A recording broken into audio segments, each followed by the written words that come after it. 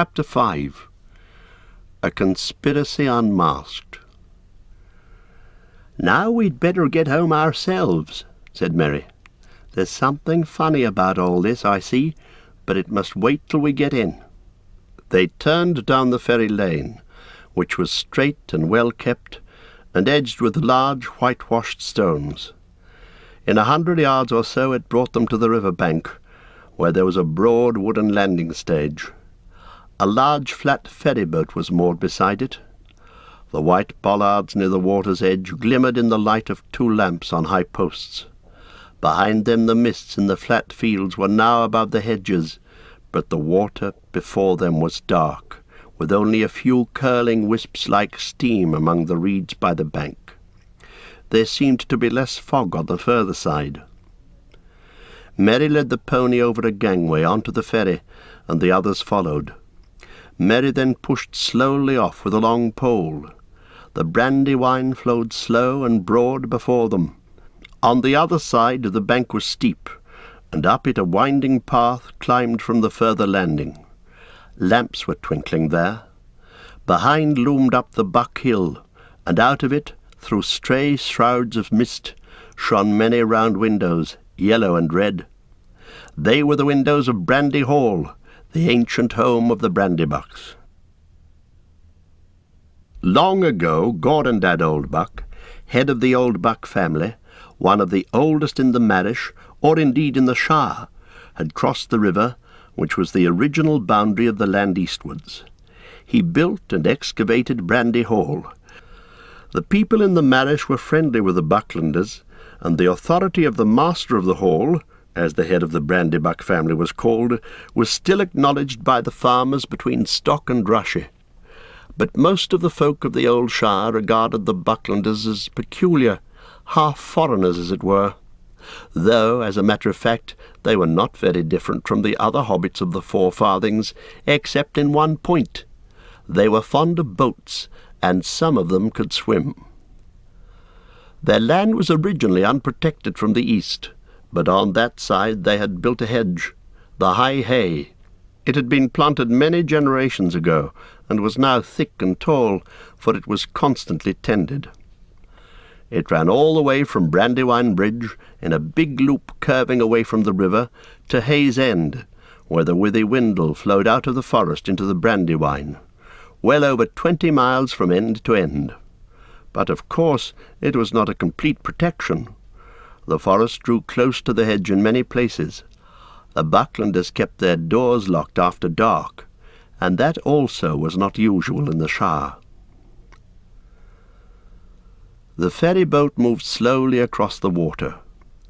The Buckland shore drew nearer. Sam was the only member of the party who had not been over the river before. He had a strange feeling as the slow, gurgling stream slipped by. His old life lay behind in the mists. Dark adventure lay in front. He scratched his head, and for a moment had a passing wish that Mr. Frodo could have gone on living quietly at Bag End. The 4 hobbits stepped off the ferry. Merry was tying it up, and Pippin was already leading the pony up the path, when Sam, who had been looking back, as if to take farewell of the Shire, said in a hoarse whisper, "Look back, Mr. Frodo. Do you see anything?" On the far stage, under the distant lamps, they could just make out a figure. It looked like a dark black bundle left behind.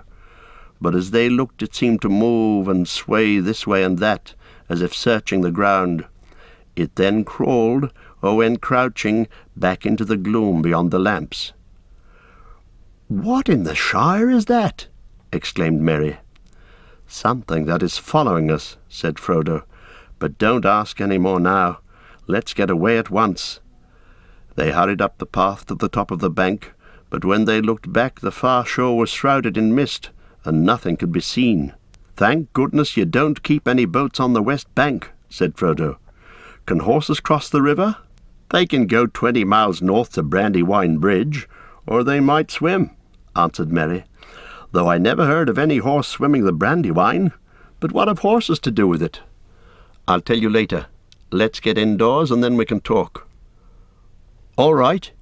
You and Pippin know your way, so I'll just ride on and tell Faddy Bolger that you're coming. We'll see about supper and things."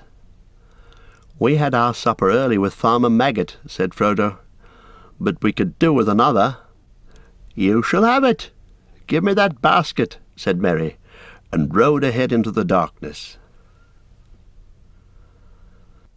Bree was the chief village of the Breeland, a small inhabited region like an island in the empty lands round about. Besides Bree itself, there was Staddle on the other side of the hill, Coombe in a deep valley a little further eastward, and Archet on the edge of the Chetwood. Lying round Bree Hill and the villages was a small country of fields and tamed woodland only a few miles broad. The men of Bree were brown-haired, broad and rather short, cheerful and independent. They belonged to nobody but themselves, but they were more friendly and familiar with hobbits, dwarves, elves, and other inhabitants of the world about them than was or is usual with big people. According to their own tales, they were the original inhabitants, and were the descendants of the first men that ever wandered into the west of the middle world. Few had survived the turmoils of the elder days, but when the kings returned again over the great sea, they had found the Bree men still there, and they were still there now, when the memory of the old kings had faded into the grass. In those days no other men had settled dwellings so far west, or within 100 leagues of the Shire. But in the wild lands beyond Bree there were mysterious wanderers. The Bree folk called them rangers, and knew nothing of their origin. They were taller and darker than the men of Bree, and were believed to have strange powers of sight and hearing, and to understand the languages of beasts and birds. They roamed at will southwards, and eastwards even as far as the Misty Mountains, but they were now few and rarely seen. When they appeared they brought news from afar, and told strange forgotten tales which were eagerly listened to. But the Bree folk did not make friends of them. There were also many families of hobbits in the Breeland, and they claimed to be the oldest settlement of hobbits in the world, one that was founded long before even the Brandywine was crossed and the Shire colonized. They lived mostly in Staddle, though there were some in Bree itself, especially on the higher slopes of the hill, above the houses of the men. The big folk and the little folk, as they called one another, were on friendly terms, minding their own affairs in their own ways, but both rightly regarding themselves as necessary parts of the Bree folk. Nowhere else in the world was this peculiar but excellent arrangement to be found. The Bree folk, big and little, didn't themselves travel much, and the affairs of the 4 villages were their chief concern. Occasionally the hobbits of Bree went as far as Buckland, or the East Farthing, but though their little land was not much farther than a day's riding east of the Brandywine Bridge, the hobbits of the Shire now seldom visited it. An occasional Bucklander or adventurous took would come out to the inn for a night or two, but even that was becoming less and less usual. The Shire hobbits referred to those of Bree, and to any others that lived beyond the borders, as outsiders, and took very little interest in them, considering them dull and uncouth. There were probably many more outsiders scattered about in the west of the world in those days than the people of the Shire imagined. Some, doubtless, were no better than tramps, ready to dig a hole in any bank and stay only as long as it suited them. But in the Breeland, at any rate, the hobbits were decent and prosperous, and no more rustic than most of their distant relatives inside. It was not yet forgotten that there had been a time when there was much coming and going between the Shire and Bree. There was Bree blood in the Brandybucks by all accounts. The village of Bree had some 100 stone houses of the big folk, mostly above the road, nestling on the hillside with windows looking west. On that side, running in more than half a circle from the hill and back to it, there was a deep dyke with a thick hedge on the inner side. Over this the road crossed by a causeway, but where it pierced the hedge it was barred by a great gate. There was another gate in the southern corner where the road ran out of the village. The gates were closed at nightfall, but just inside them were small lodges for the gatekeepers. Down on the road, where it swept to the right to go round the foot of the hill, there was a large inn. It had been built long ago, when the traffic on the roads had been far greater, for Bree stood at an old meeting of ways. Another ancient road crossed the east road just outside the dyke at the western end of the village, and in former days men and other folk of various sorts had travelled much on it. Strange as news from Bree was still a saying in the East Farthing, descending from those days when news from north, south, and east could be heard in the inn, and when the shire hobbits used to go more often to hear it. But the northern lands had long been desolate, and the north road was now seldom used. It was grass-grown, and the Bree folk called it the Greenway.